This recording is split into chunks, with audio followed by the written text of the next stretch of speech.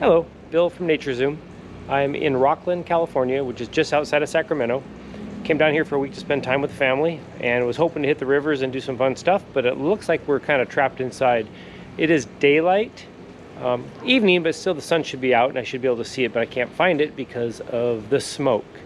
We're nowhere near one of the current fires, but this whole valley is so filled with smoke. It's horrible.